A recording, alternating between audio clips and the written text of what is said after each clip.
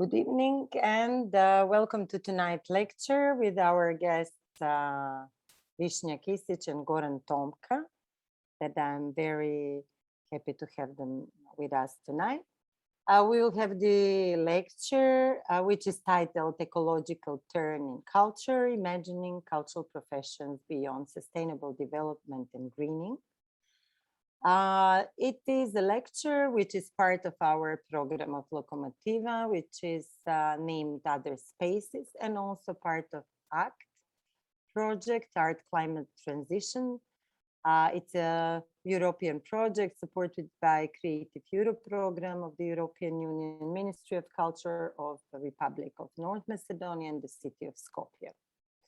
However, this program is dedicated to provide a space and moments for envisioning and embodying other futures and possibilities through concrete and actual experiences or reflections. And we envision this program actually about creating a space where we can provoke thinking, reflect beyond the established perspectives and views, or to imagine. Thus, this lecture is going into that direction, imagining, thinking, provoking other perspectives, while, as Tomka and Kisić are saying, while we are facing the Capitalocene and the severing consequences, we need to think beyond the Anthropocentrism and culture and nature division, beyond these regular measures we take in field of culture as response to environmental crisis, let's say, and other crises. Thus, they are proposing to go several steps further in rethinking the place of cultural policies and productions in the complex web of life, then such as they say green, sustainable, resilient cultural policy and practice approaches entail. Goran Tomka and Višnja Kisić are a couple living in the forest of Fruška Gora. They just got a small baby Istok, who is with us also tonight. Maybe Višnja will go later to see him a bit. However, they're working on numerous locations, no matter they live there. And in their research, while we were talking, they just started this research that we are going to talk about tonight, and they're going to have their lecture. But in their research, mainly in a teaching practice, they explore the entanglements between cultural politics and ecology, as they say. And they work as assistant professors at the Faculty of Sport and Tourism in Novi Sad, and their lecturers as UNESCO Chair MA in Cultural Policy and Management in Belgrade, as well as visiting professors at numerous universities. So I won't take more time, and just to say also that we will have the opportunity to have Q&A after the lectures. So interested audience can leave questions under the Facebook stream, and I will moderate the lecture. I didn't introduce myself, but my name is Biljana Tanurovska-Čelavkovski, and I'm a program director of Lokomotiva. And tonight, as part of the team, are Zorica Zafirovska and Nenad Tonkin, who are going to take care also of this lecture. So please, Goran and Višnja, now the floor is yours. Thank you again for joining us tonight. Thank you. Thank you. The futures are locked. Climate change, climate breakdown, climate emergency, disasters, carbon emissions, carbon capturing, carbon neutrality, carbon life, carbon death. We either die or we invest in electric cars. Vanish or invent technologies that will save us. Green, clean, renewable, resilient technologies. And it may be some nuclear plants, recyclable plastics, biodegradable bags, electric bikes, electric cars, fossil fuel presents are dying, lithium futures are being born. For the show must go on. Mobility, development, investment, technology, 5G, satellite, Wi-Fi, hybrid motors. Extraction goes on. New frontiers of colonization get moved. Apocalypse or survival. But what would wanting life mean? Not survival, but life. Pulsating, magical, vibrating, quivering, troubled, shaking, shivering, interconnected, enmeshed in skies, in stars, in snakes, in pigeons, in sharks, in shellfish, in creeping plants and rocks. For life to thrive, we need another kinds of imaginations, another kinds of sensibilities. Not locking, but opening doors. Not putting fences, but welcoming strangeness. Not setting targets, but practicing love. Ecological turn is to be understood as the turn back home, going back home, to Earth as a whole and to our communal yards, our internal gardens, the turn towards our existential territories. This turn is not about development, no matter how sustainable, nor about one color, the color green, for there are many colors of life and many ways to live in care for home. Thank you for joining us tonight for this lecture. We are happy and honored to be having this opportunity to share what we care deeply about. And yes, in the next hour or so, we'll be exploring some of the ideas of what it would mean to practice ecological turn in the field of culture and practice it beyond what is currently proposed as the frameworks of thought, and that is sustainable development and greening. So in the first half of our lecture, we'll be dealing with basically a critique of sustainable development and greening in general, and also in the field of culture. And we'll be doing that from different standpoints. But then in the second part of the lecture, we'll turn towards what we call the ecological turn, and we'll try to celebrate different ways of thinking, being, performing, being an artist, being a cultural professional, and so on. As Biljana said, we will try to celebrate other kinds and ways of dealing with our professions and working in the field of arts and culture that doesn't fall in the traps of sustainable development and greening that we'll be talking about just about now. And we, of course, look forward to your questions afterwards.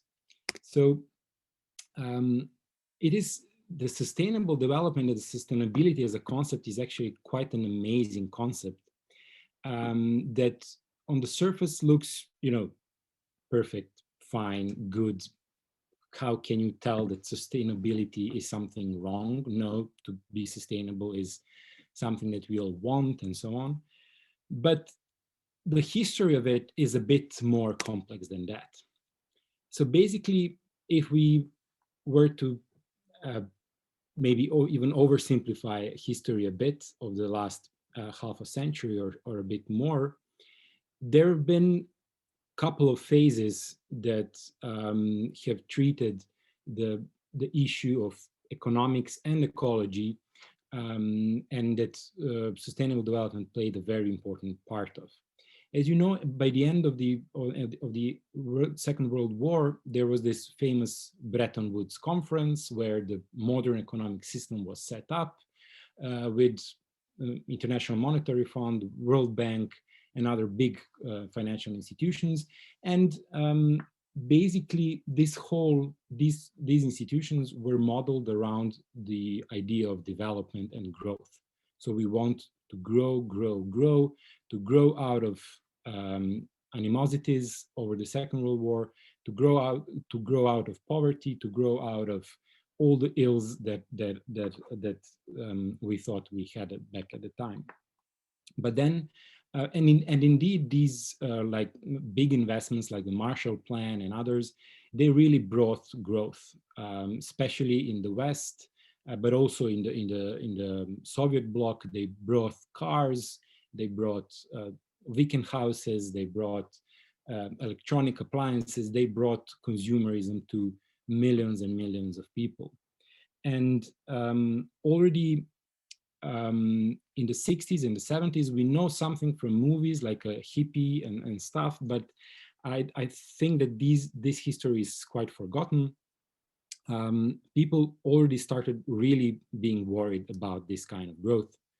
And in the 1972, there was a very influential book called The Limits to Growth, that I won't talk too much about, but basically done by husband and wife Meadows. They said this can't go on like that. Economics is not something that should run our societies. It is very illogical and even stupid to think that in a finite planet we can have infinite growth, so we have to rethink growth. And by rethinking, they thought limiting. So we need to limit things. We just can't grow endlessly. Our industries, our cities, our populations, and so on, they just can't grow indefinitely. And that book was very, very influential in the 70s. They scored a whole range of conferences and everything. And this idea of limits took hold. Now, of course, it was happening in the West and in the capitalist world. This was not welcomed and so seen positive. And actually, what saved capitalism in the 70s and the 80s was the sustainable development, a bit paradoxically. It was the Brundtland report of the 1987 that brought this famous definition of sustainability, that we have to develop, but taking into consideration the right of others to develop and so on. But the basic idea of the whole report and the whole policy that issued and that we are still living today is basically that we cannot look only at ecology and only in society. We have to look at economics. So it brought economics back to the center of policy making and said development must go on, but so it has to be sustained. Okay, we'll pay attention to ecology a bit, but economics has to grow. And this is something that is not only economics versus ecology, but it is also very ideological. It basically set the ground for restoring capitalism, for saving it from the idea of limits, because limits is something really that undermined the whole capitalist project. So this very idea of sustainable development that took hold then later on in education, in culture, in all other fields, is actually, we think it's important to remember it because it sets several principles. First, it's apolitical, so it's not thinking about who or where and why is growing or developing. It just said we all need to develop, and the subtitle of the book is Our Common Future, and this is one of the critique of the book.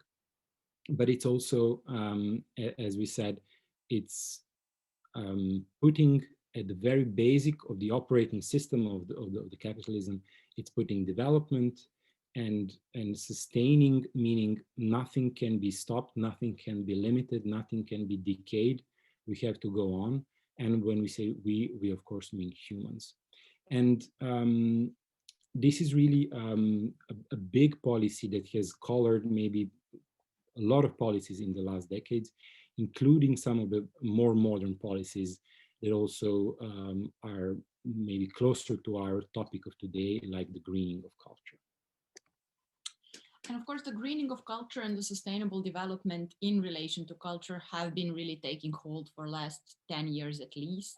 And the idea of sustaining culture or cultural sustainability has been there for even longer, with this idea to try to establish culture as almost as endangered species that has to be safeguarded in the similar way as the living ecosystems have to be safeguarded. And of course, what that has done is that throughout the course of the last 20 years, it has created a series of frameworks and writings that try to relate or somehow kind of stick culture into the sustainable development mainstream paradigm. And we saw when the SDGs of 2030s were being discussed and decision about what is going to be taking place and what is going to be of concern for sustainable development goals, that there was quite some lobbying from the side of UNESCO and many other cultural actors, international cultural organizations, who tried really to jump on that wagon of sustainable development and say, well, culture should be part of it, and especially cultural sector should be part of it, either as with this idea to kind of make culture and cultural policy more resilient, so to sustain it over time so that it is not kind of ignored or fallen behind other policy issues. But also some voices claimed, yes, culture is overarching kind of way that we organize the world, and the world we organize today is kind of deeply rationalist and unsustainable. So we should be including culture and cultural expressions within the sustainable development paradigm exactly in order to be able to kind of reverse it a little bit. And within that, of course, there's many different critiques of whether sustainable development is actually a set term or it is constantly fluid and constantly shifting, depending on who talks about it and what are the goals to be achieved. There's also different critiques on what it means to be practicing culture in sustainable development, and there's numerous programs currently taking place on how to adapt cultural institutions to sustainable development goals, how to adopt the mobility of artists and cultural professionals for the kind of more environmentally friendly futures, and so on and so forth.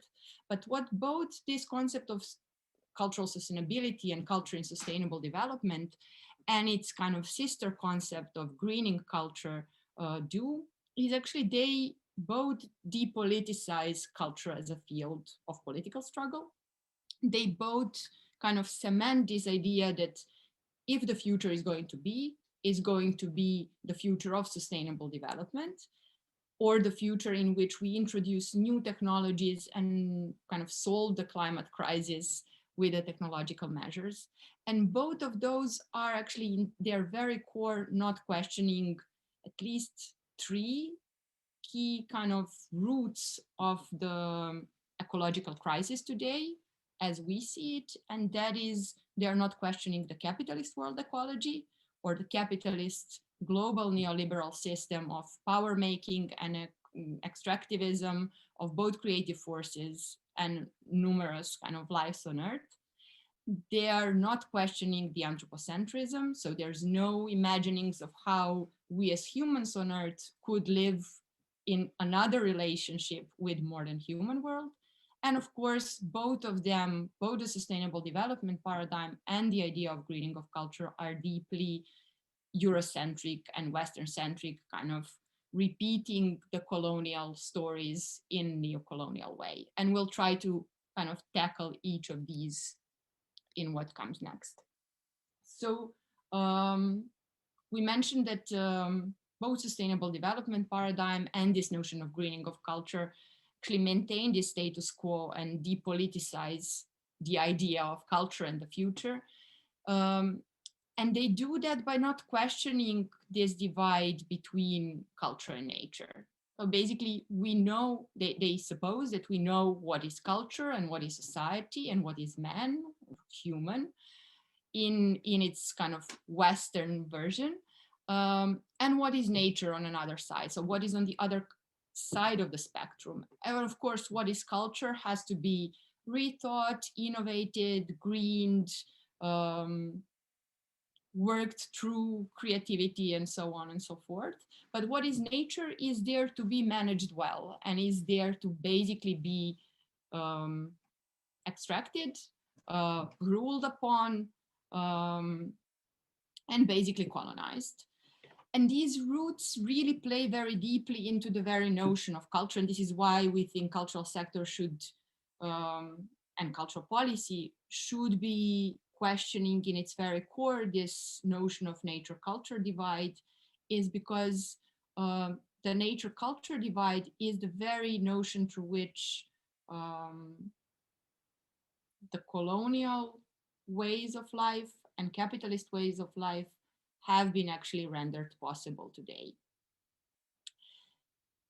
In the Middle Ages, there was no such distinction. in many communities across the world, there's no such clear distinction between what culture is and what nature is.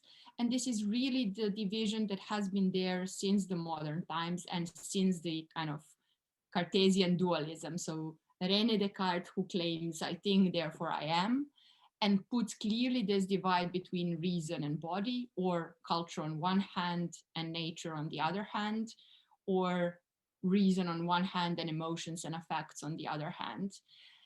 And what this kind of renders possible as well is the anthropocentrism, which states that, well, humans are the only actors entitled to be responsible for the governing of the world. The world is there from the human perspective.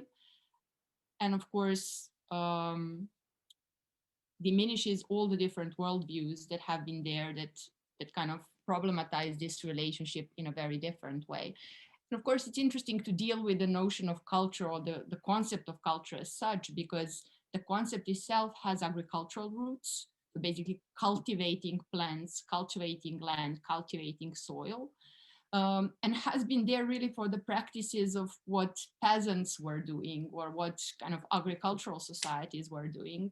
And only with the modern nature culture dichotomy, it really got cleaned out or separated from its kind of muddy roots or its kind of earthy roots, in a way that today, when we talk about cultural production and cultural policy, we mainly talk about metropolitan, urban, very centralized ways of production and ways of experiencing life. So culture in itself as a word, as a concept, contains this very violent separation kind of the spirit from the soil and of the body from the mind in historical capitalism.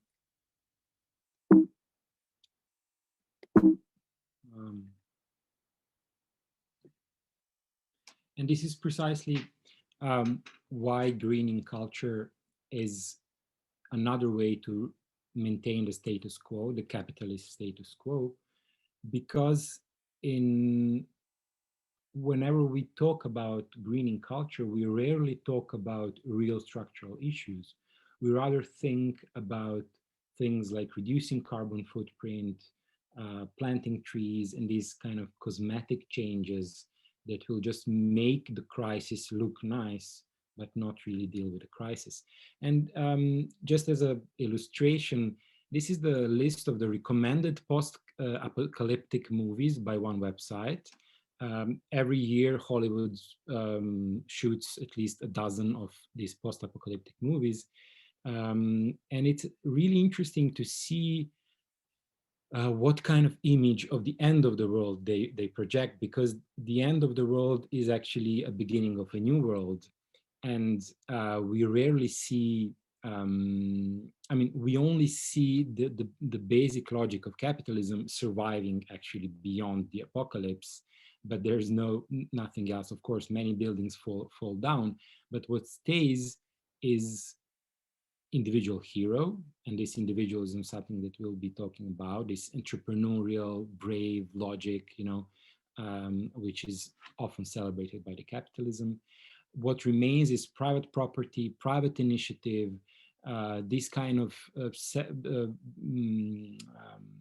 courage that is deeply colonial, if you want. The colonial logic stays, and what is ended, and humans, of course, some humans stay. Everything else dies. Solidarity dies, communities die, nature dies, animals die, lots of animals die, and lots of plants die, and so on. And this is something that many theoreticians like Jameson and Zizek are saying, that these Hollywood movies show us that it is easier to imagine the end of the world, as in these movies, than the end of capitalism. So capitalism will survive even on the other planet, on the Mars, with what's his name, Tesla, a founder, and Jeff Bezos flying around, and so on. And this is, but on a more serious note, this is something that is called the capitalist realism. And in this lecture, and in general, we would like to propose the alternative realisms, basically to suggest that other realities are possible, that not only the capitalism. So to undermine this famous Margaret Thatcher saying that there is no alternative, well, there is, but culture and imagination and arts really play a very important role in setting our future imaginaries to only one possible idea, and this is the dominant idea of our times. On the same page, when we talk about greening culture, we often now talk about miles traveled and do we fly or not, and do we how much we consume and this food and that food, which is of course very important. Not saying that it's not, but there are bigger issues. And this is something that one author that we really follow and like calls the CO2 fetish of capitalism. So there is this hyper concentration, hyper focus on this one very bureaucratic, objectified, fetishized thing called carbon dioxide, CO2, and everything gets calculated along with that. So all the trees, all the life, all the areas and landscapes and histories and everything just becomes this CO2, which is in a way very similar to what capitalism did with other things when it transformed them into money. So on the one hand, all these socio-ecological political relations through which we are polluting and destroying the planet are somehow just pushed aside, sent to the back, and what we see just this big, calculation of CO2 as something that we should deal with. Well, we don't think that culture should play that game, that we should play this CO2 game, although we should reduce it, but it's not the only thing that is important. So by doing that, basically the system is perpetuating itself as a morally just system. It's just that the CO2 is a bit too high, so we just lower it, but we have a way to do it, technology and other stuff.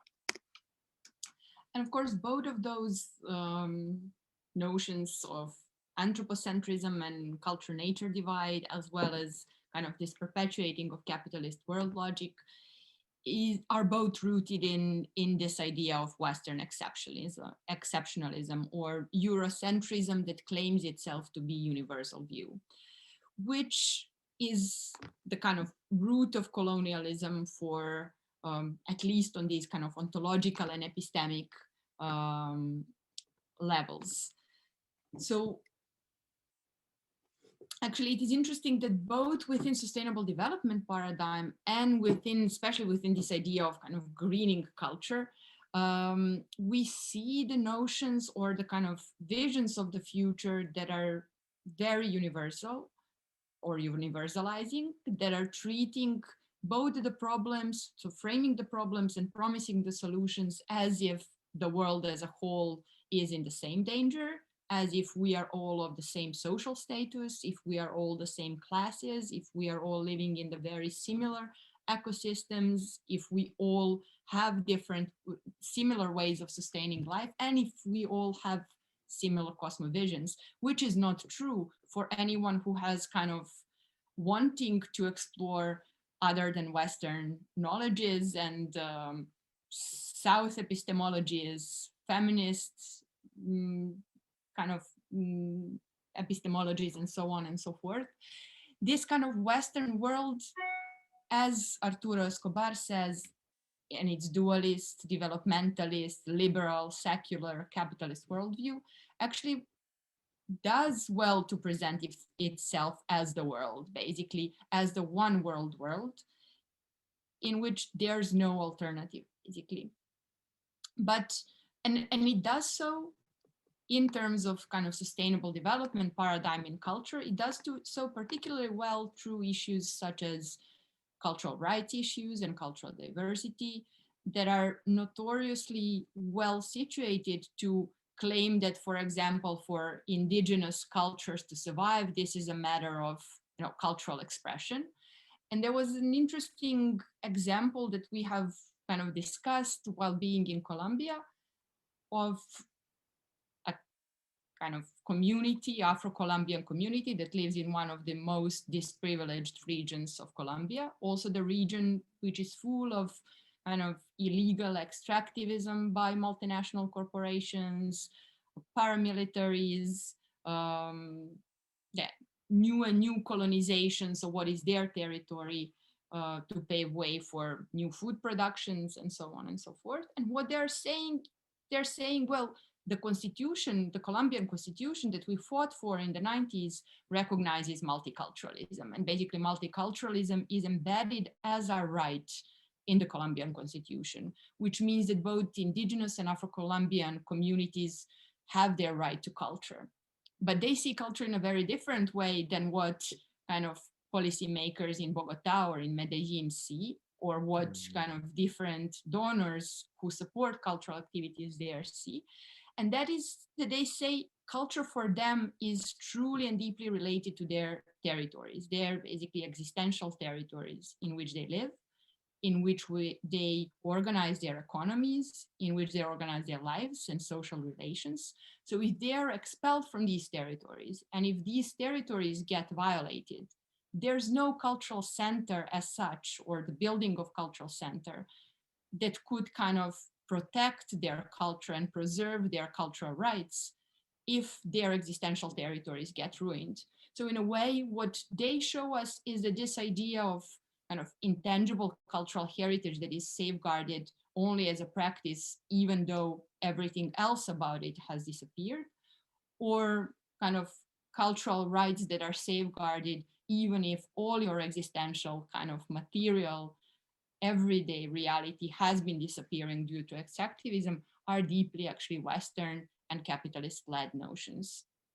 So within this, especially within the notion of greening, a lot of different kind of peoples and communities who live in another kind of relation with kind of the more than human world would never call kind of ecological terms something that is about one color or the green color, basically, and work their way towards kind of technocratic and bureaucratic instruments to kind of decrease emissions and so on and so forth. So their voices, unlike the Western voices, are there to say, well, there's other realities and the world is much more complex and there's much more different futures than these kind of greening or sustainable development futures that we're proposing.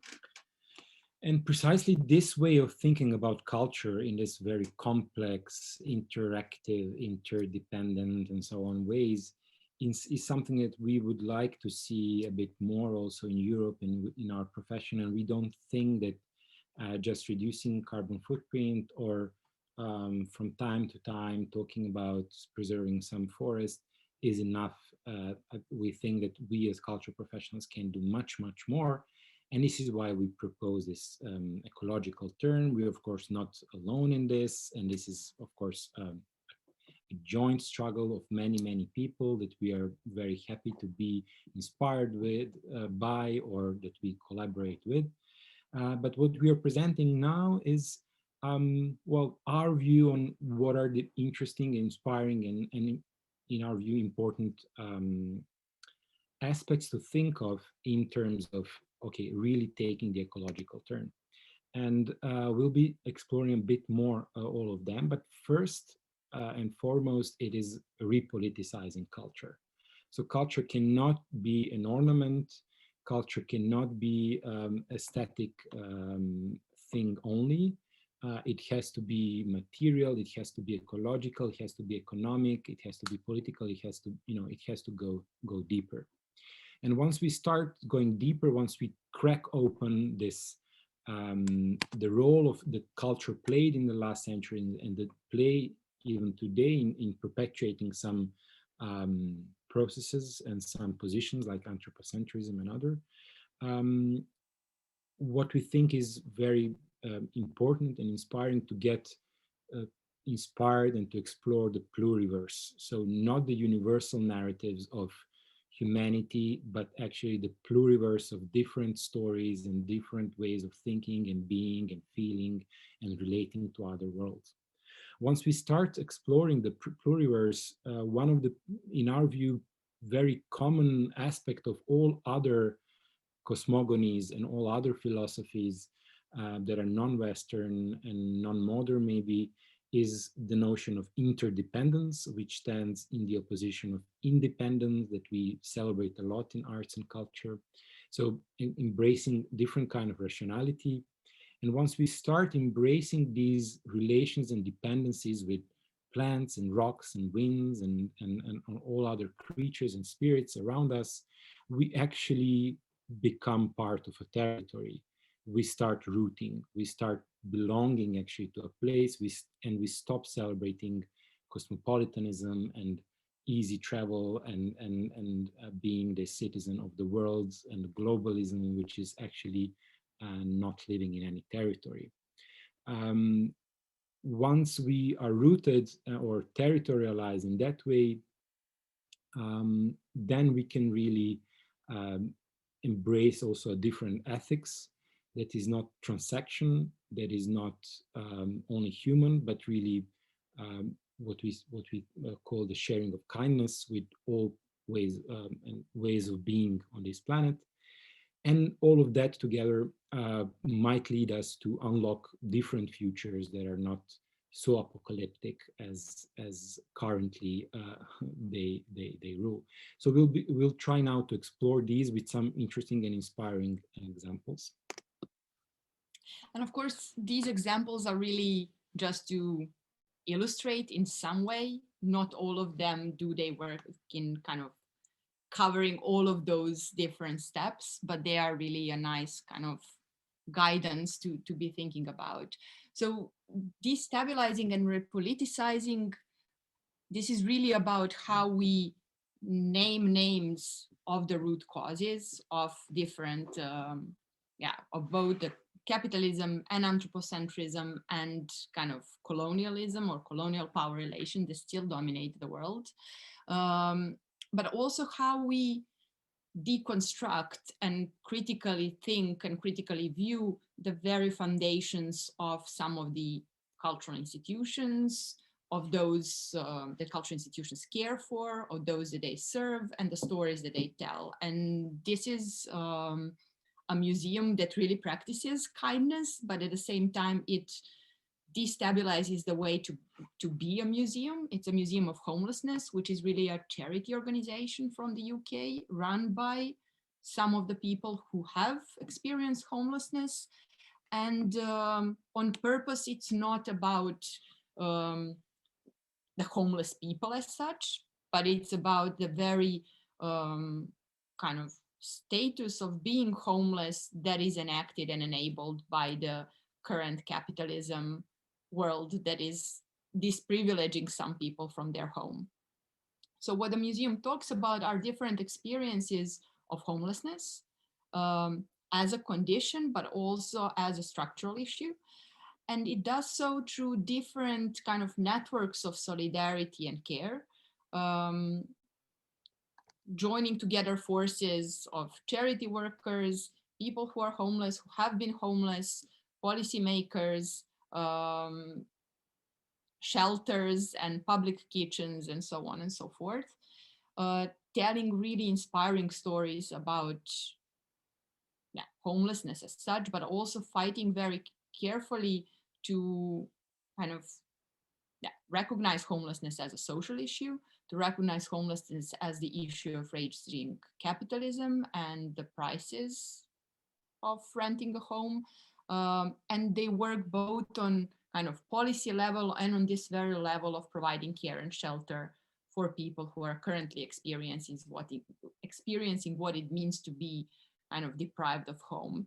If we expand this concept beyond kind of anthropocentric view, we could see that many, many other species are homeless as well. And we could be kind of sharing these notions of what it means to be without home or with home, as well as what are the current material, social, economic, and ecological conditions that allow for such existence to happen.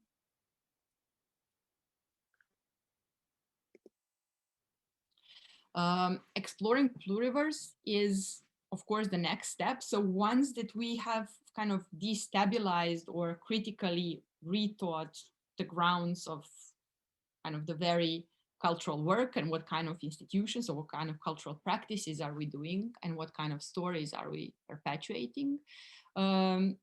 We suggest embracing this notion of pluriverse, which, as Goran said, goes beyond this idea that there is one world and there is one notion and one solution that fits everyone, but also that there is one way of being in the world and living in the world.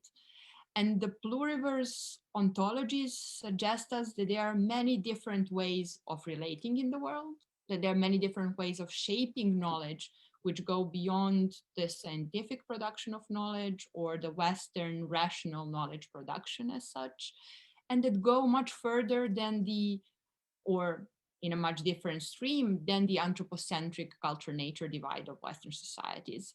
This is just one of the examples from southwest of Australia, where the indigenous community has succeeded in kind of bringing together a management plan for a particular cultural landscape, to use the term. But for them, this is basically the territory where their ancestors have been, the territory of their kind of existence and subsistence today, and the territory in which they don't practice such kind of division between human and more than human world. Basically, this plan sets the vision of happy land, healthy land, or kind of healthy country, healthy territory, and healthy people in a way that people are there as the carers, but land is also there to care for people. So there's kind of enmeshment and entanglements between what humans do and what other species do to one another in order to sustain life and kind of healthy and livable territories. And precisely this is kind of relations that we think we should embrace much more. Unlike that, one of the tenets of the European culture, something that we learn in our schools, in our histories, is the Day of the Independence. We learn about the declarations of independence. We are raised as independent, strong individuals.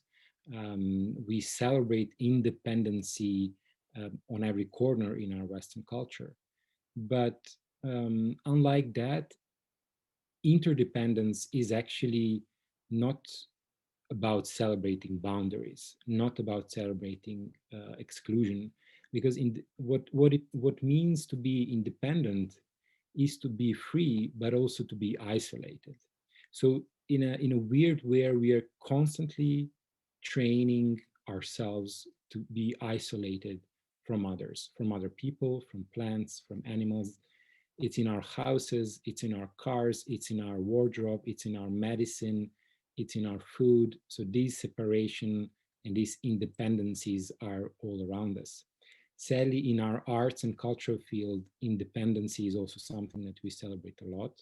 When you look at awards for artists, for example, it's usually individual artists. When you look into grants and some key achievements of artists and others, it's about becoming independent from your teacher, from your school, from your surrounding. So no wonder we have segregation, no wonder we have social inequality, and no wonder we have extinction and we have ecological crisis, because we have isolated ourselves from our surrounding. There are many interesting examples and artistic work and other that are actually trying to re-establish the relation between humans, but also within between humans and non-human forms of life. And this is just one example of a art residency that we had a huge honor to spend some time in at the ocean in Western Colombia, which is on a very practical level all about practicing interdependency, all about practicing relations. It's a house, unlike most artistic spaces which celebrate the white cube, as you know, so this white concrete building that sets art as something artificial, beyond and above the messy reality. This house is all about plunging you into that messy reality, into the sounds of birds and critters and snakes and winds and sea and everything. And it's at first very uncomfortable, but then it's really teeming with life. And this interdependency, there was recently a conference, I think Biljana was also part of it, in which an artist from Mexico compared actually solidarity that we sometimes in the progressive leftist circles in the Europe, we celebrate solidarity, but he said something very interesting, that interdependency is quite a different thing, a much broader thing than solidarity, because to be solidary means you choose yourself and you choose another person to be solidary with. Interdependency is not about that. It's about feeling and knowing that you depend on so many people, on so many rocks, winds, energy, sun, and everything around, and also that your surrounding depends on you. So it's a different mode of existing than solidarity, and the mode that is much more ecological in a way. So, and of course, we really tried not to give all the examples in some forests. This one is, but we are all interdependent wherever we are, in the forest or in a city or even in our cars. It's just that our modern technologies are producing this illusion that we are separated. And of course, producing this illusion that we can be practicing culture or producing culture outside of some of the kind of very territorial material conditions in which we are kind of embedded. And that takes us to this notion of rooting, or we could call it re-territorialization or re-ecologization. So how we actually build that awareness of our very existence that is rooted in the interdependence with kind of different forms of life, but also how we practice these notions of what kind of eco-psychologists call removing boundaries between ourselves, kind of the self, the society, and the nature, and really kind of practicing this notion of seeing what are the very material conditions that sustain our existence. Then we see the extractivist capitalist logic, then we see the deeply kind of anthropocentric worldviews that shape us. And very interesting example that sheds light on that, it's again from Colombia, not because, yeah, there's nothing more on that anywhere, but yeah, in terms of what this group of women is doing, it's a very kind of different concept than what most of the, I don't know, memory projects and heritage projects in European zone are trying to do. So this Rutas de Mujeres de Pacífico is really the network of many, many different female leaders and female kind of fighters and strugglers for life against violence in Colombian context, which is very war-torn, and the war is still going on despite peace accords that are celebrated by many international organizations as successful peace accords. But as a part of that peace processes that were taking place, actually a lot of new memory institutions have been built, specifically in Medellin, in Bogota, in urban centers, not in the places that have been most violated, where most of the kind of expulsion from the territories took place, where most of the life were taken. And as a process, as a part of that process of creating these kind of memory museums of conflict, there was always researchers kind of and curators coming to these kind of rural areas of Colombia to take interviews, to get testimonies, to, you know, kind of take the memory from the territory and put it somewhere in a museum to be safeguarded, documented, and so on and so forth. And of course, from our Western perspective, there's nothing wrong in that. That's the way to safeguard memory. But for this group of women, this is something that is deeply illustrative of capitalist extractivist logic. So you come, you extract the very knowledge from the territory. You come, you extract the very kind of narration from the bodies that have suffered the violence, and you take all of that in the city center to be presented in a new building to tourists, but also the kind of mestizos living in the very kind of privileged areas of the urban centers of Colombia. So what they were doing instead is establishing the tours that really practice this notion of cuerpo territorio, or the body territory. So your body is really rooted in the territory of its existence, and memory is rooted where this territory is. And in order to kind of really safeguard this memory, in order to make it kind of potent and alive, they go through walks and narrate these stories. And that is the way to actually kind of both remember and heal, but heal together with the territory. Of course, this includes not only kind of human perspectives and human violations, but really the violations of kind of more than human world that is deeply in line with some of their ontologies.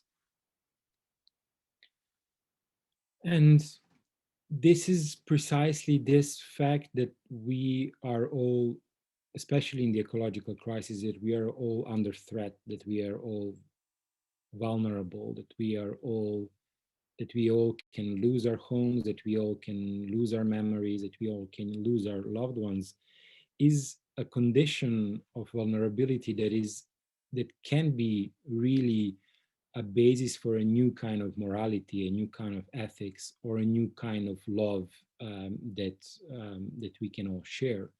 But there's an interesting episode in which Judith Butler, after the 9/11 terrorist attack, precisely wrote about this kind of vulnerability, that finally American people, the US citizens, are finally feeling vulnerable, just as so many other people around the world, including in the Balkans, but then, all around the world, are vulnerable, often from US planes and bombs and so on.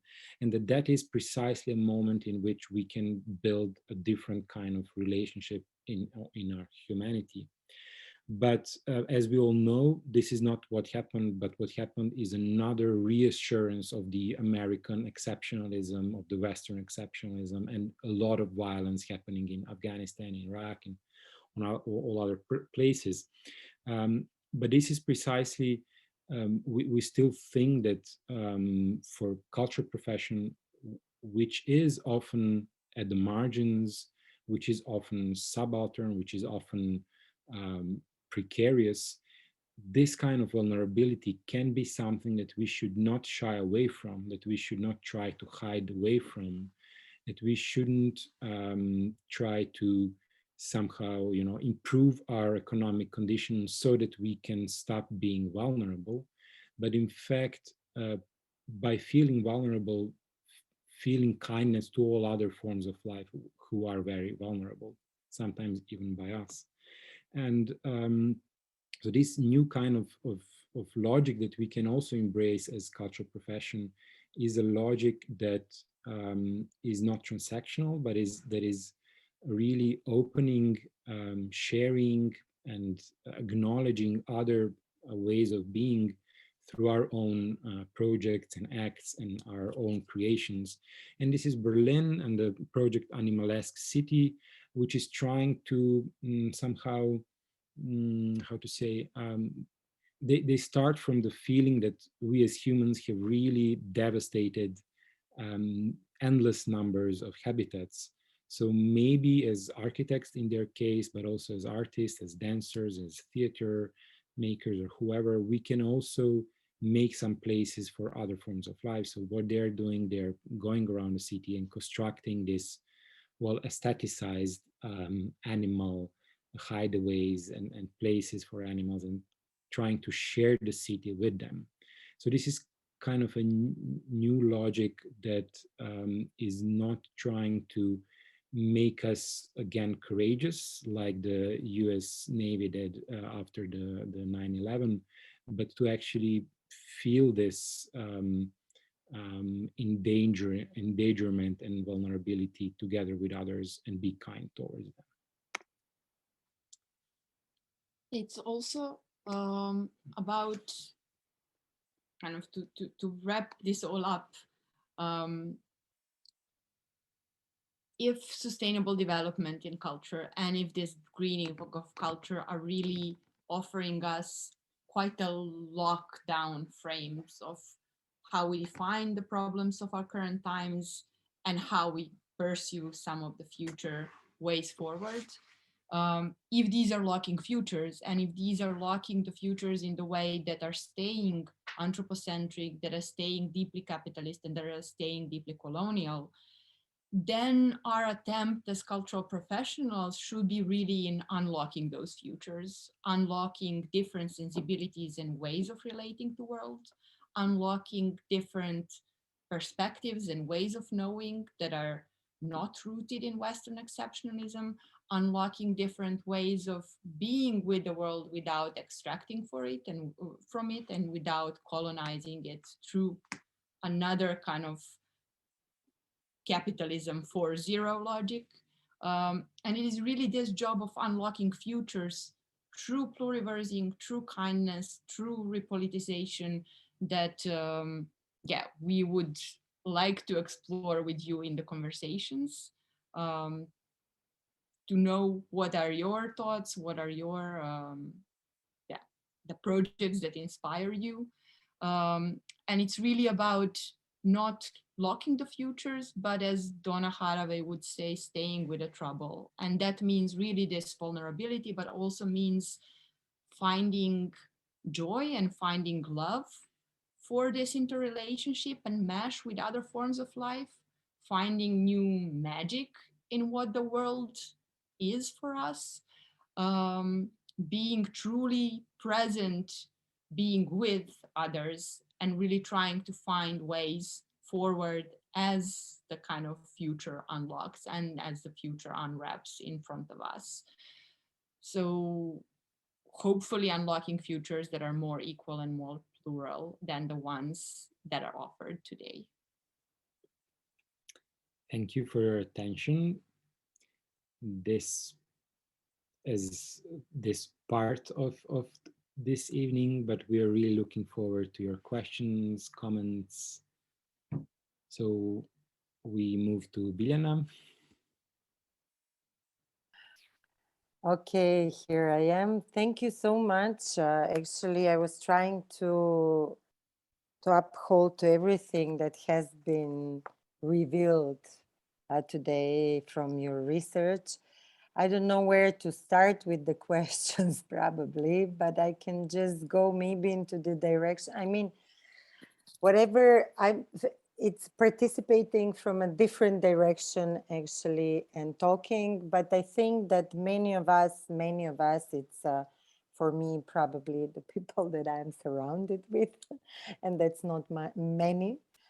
We're talking about interdependence, vulnerability, but also care or kindness about each other. We talk about, I like this term, unlocking the futures, but thinking about different imaginaries, thinking about the future and about the aspects of culture, then it's not done, but not in this capitalistic logic of a project with the beginning and the end, but within its potentiality.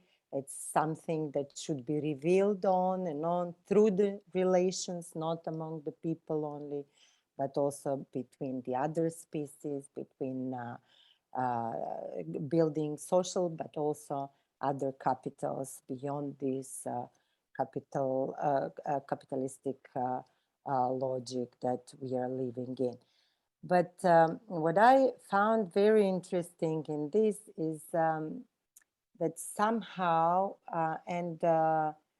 kind of for me was also putting up questions in front of me. It's your examples that were coming let's say, the south, the deep south, and from Colombia or elsewhere. But and you were talking about the territories, and what about this territory?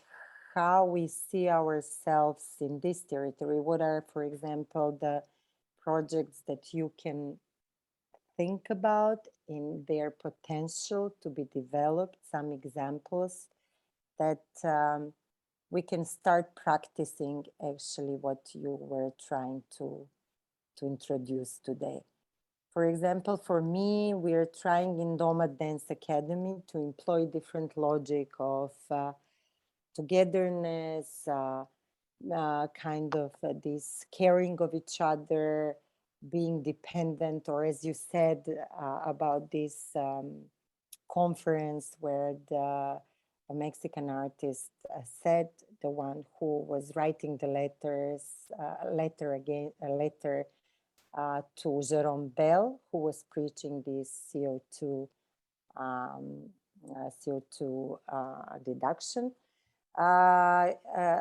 Interdependence is really becoming together, being, living and feeling us together. But with this time of crisis, we kind of like the proximities become bigger, and we started rethinking what is the next step of this becoming or being together, and yes, and breathing the interdependence, I would say, if it sounds poetic a bit, but yeah.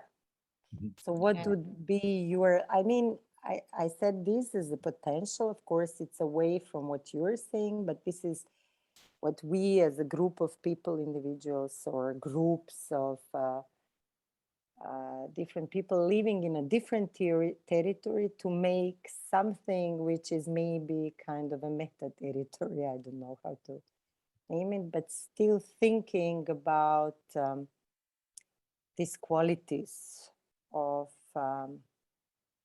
in working, let's say, also environment as a material working conditions with these qualities, let's say. So yeah, I think these are really the discourses that are present already in many of the circles, and yeah, across the Balkans in cultural structure, especially what we call the independent scene. But yeah, we would always claim that this is the scene that chooses to be interdependent with each other, with kind of particular kinds of practices and not other kinds of practices.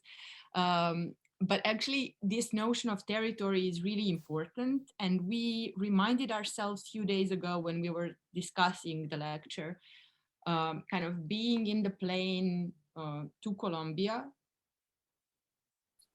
and kind of reading about these,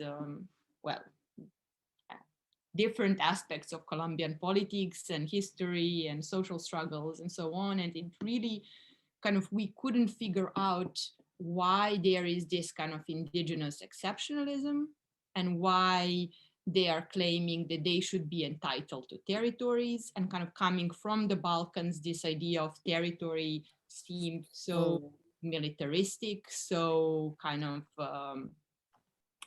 existentialist in a way. So it was like we were really essentialist, actually. Yeah, so kind of we are from that territory, and then this is kind of almost like, you know, the Bluetooth, or like blood and like blood and territory, like almost fascist, really. And then kind of once we were there, and once we figured out how actually different the ways of existence on these territories is, and how kind of many of these communities are actually struggling on daily basis to sustain different relations to life, like these relational forms of life with kind of everyone and everything that exists on these territories, then you figure out how kind of capitalism and patriarchy and colonialism and this kind of neoliberal order are being actually so much entangled on this notion of territory. And you start observing our cities, or for example, the place where we live, as this sort of territory that has been kind of gated from other forms of life, that has chosen to be throughout time, to be kind of in separate boxes called apartments and not in some other ways of being. So I think this notion of territory is really important for that. And still being in the city means that there's so many others across the globe on the countryside that are sustaining your ways of life. And I think these notions, this is why it's so important in ecological thinking to be kind of going back to these notion of territories and rooting, no matter where we live, and try to really think what are these tentacles that connect us to all these others in the world that, yeah, live and die and whatnot and extract for us. So yeah, these are. And there are some, especially following what is happening now in Serbia recently with these hydro dams and other things. There you really heard people, and it was quite fascinating, shouting like, rivers are our sisters and fish are our brothers. So there is a new, I would say, ecological thought, coming to our countries in the moment in which we have sold all our industries, we have sold all our, everything that could be privatized would um, of cultural, of industrial sort has been sold. So now we are starting to sell land and air and water. And this is the moment when a lot of people, not just artists, but all people are saying, okay, this is our territory. These are, creatures that we cannot live without. And sometimes maybe humans need really some horrible things to happen to realize some stuff. But just wanted to share with you also a recent research that we did together with Plausible and Center for Empirical Studies in Culture during the COVID. It was, so the lockdown started in March, and we did a research in May and June and July, something like that. And there we heard a lot of people saying like, after years and years of, chasing art biennials and project meetings and stuff, I started, enjoying my backyard, talking to my neighbors, spending time with my children. So we think that, of course, COVID and the way it's treated is completely criminal, but there might be some kind of new way of thinking about ourselves and our surrounding that has been born in the last year, and so we are really looking forward to artistic and other projects that will maybe grow from that realization. I mean, we also got very much more interested in the topics locomotiva and nomad, and so there's a lot of, we are now in a way children in this whole book that we are all together writing. So it's going to be very interesting. Yes, totally, indeed. I just want to share one question with you from Facebook. I got it from Inga Surgunta. It says, thank you, Višnja and Goran. Your ideas are truly thorough and inspiring. I see them overlapping with several Buddhistic concepts. Where do you see your approach in the context of existing philosophical and religious concepts? This is the question coming from the Facebook. Thank you, Inga. Thank you a lot. Well, actually, it's interesting that quite some authors that we have read and that we have found really inspiring are also practicing Buddhists.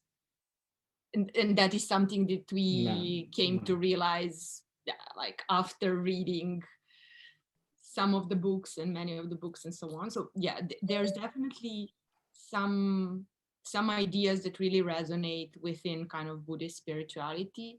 There's also some ideas or some of those ideas could fit nicely into Jainism as well, or this kind of Indian kind of radical democracy and ecological democracy. Some of those ideas could be really, yeah, resonating well with this kind of buen vivir. So there are notions, and this is, I think, something that is the most inspiring for us, that once you start digging, there's so many alternative notions of existence in this world, and so many alternative notions of seeing kind of humanity and culture's relations with Earth, that, yeah, that is probably the most inspiring thing for us, that some of those ideas, no matter how distinct they are among cultures and across the globe, there are some, yeah, overarching sparks, and these ideas of equality, of care, of yeah, interdependence or interrelations or mesh within different species and And so that on. there Yeah. is something important in every rock, in every, or I mean, Buddhists would say that there's Buddha in everything. And just to put it very explicitly, we are not Buddhist scholars or Buddhist practitioners. We know very little about Buddhism, sadly. We are starting to read a bit, but yeah, it's really, feeling is very joyous, but also overwhelming, of how many, yeah, amazing things there is once we look beyond this facade of Western universalism. Yes. Thank you. I just put in front of us another question from Talia Giovanelli. I hope that I pronounced well. So it says, good evening, very nice to see you again, Goran and Višnja. Many green cultural or not initiatives put the accent on the individual effort in order to reach a collective effort to fight something, the cultural rights, Freiburg 2007, quoting, bring concepts and topics from human, and I quote, it's a quote, human, individual, or collective approach. Simplifying, we are surrounded by this human perspective. How do you think we can imagine the collective not only with the others, human, but the other, including everything in our territory, surrounding and nature? We see a lot of cultural projects focusing on the new narratives or storytelling. Can we consider this like new focus as a door towards mutual understanding, embracement, and interdependence? Thanks a lot, Talia, and nice to meet you again. Well, I don't know. I would. There's something in, I think, really trying, or well, first on individual note, like we really wanted to put the quote in lecture, and then some of those had to kind of go away. But there was one saying, if you want to do something for kind of the world today or for the ecological issues today, as an individual, stop being an individual, or like try to see yourself and understand yourself, imagine yourself as this kind of collective of selves, not only in psychological terms, but really in terms of like, there's a really inspiring research going on microbiome and, different bacteria and viruses that are sustaining our bodies or our common bodies with them. There's all those different so there's really these breakthroughs both in kind of biology and neuroscience and kind of botanics and so on, and especially in philosophy with new materialism and post-humanism. So all those schools are really kind of potent or relational ontologies. So but for us, I think it was the mix really of kind of readings, but also this experience of deciding to go out of the city and next to the forest, because it started really as this idea of, well, as this calling, we want to be more in kind of non-urban environments, but we really saw this color of green and this kind of nature that is there. So very kind of romantic, kind of a romanticizing view of what this would mean. And we would write there a lot and so on and so forth. In the end, you catch yourself really taking care about trees, thinking about these boundaries because, you know, ants get into your house, or they're now like mices living with us for quite some months, and there's struggle like, do we kill them or not? You know, so there's really these very practical kind of exposures that we just simply haven't been exposed to when we were living in the cities. And I don't think that everyone should go outside of the city, and there's definitely kind of so much more than human life going on in cities that should be really the focus and kind of that we should be in relation with. But I think the more we push our boundaries of imagination, and on the other hand, our practical exposure to other ways of being and other forms of life, that's the space where we, I think, expand or practice this interdependence. We are so wired growing up in Western world to be thinking about, you know, humans and everything else, and we should really undo it.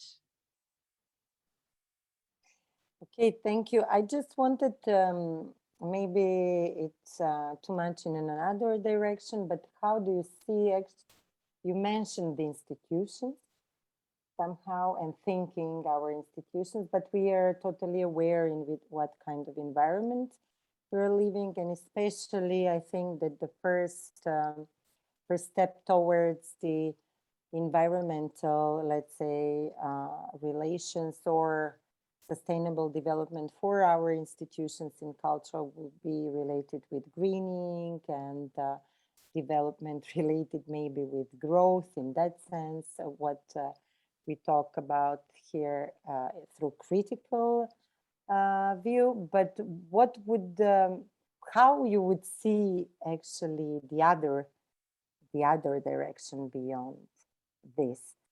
What would be your, let's say, proposal? Well, there's maybe a bit of a living proposal that is already happening in the city of Novi Sad, which was European capital, which should be European capital of culture next year. We worked with them years ago and proposed kind of rethinking the culture institution from this, you know, again, individualistic building block set in the city center to actually be spread out as a network of platforms in different communities with very little own programming, with, you know, offering itself to others to be some kind of, as we like to think of it, as some kind of petri dish. You know, it's a thing you grow things on, and it's not a beautiful vase. No, it's just a blank, basically, space. And it's very interesting that it has been built actually in the city of Novi Sad. There are more than 10 of these kind of institutions, which are, where on the formal side they play, they are these very open platforms, interesting platforms in very decentralized around the city. But then you see the everyday party politics, but also the egocentrism of cultural producers and artists who kick in and start projecting, start planning, start promoting, start, you know, branding and stuff like that. And it's really, as Donna Haraway says, it's really hard to stay with the trouble. They are now trying to pack them. Okay, this space is for this space is for that.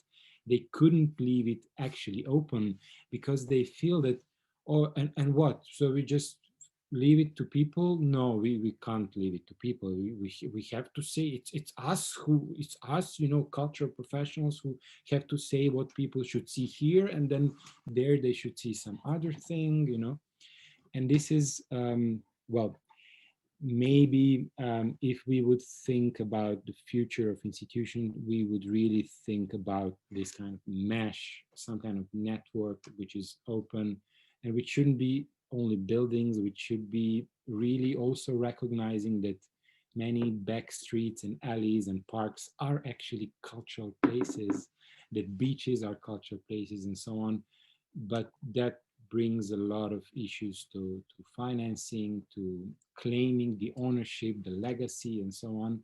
And that's in our current system hard to leave. You know? I think it's also about practicing, like recognizing amateurism as a, so like these everyday cultural expressions and practices that are not kind of packed and commodified and produced to be kind of digested on the cultural market.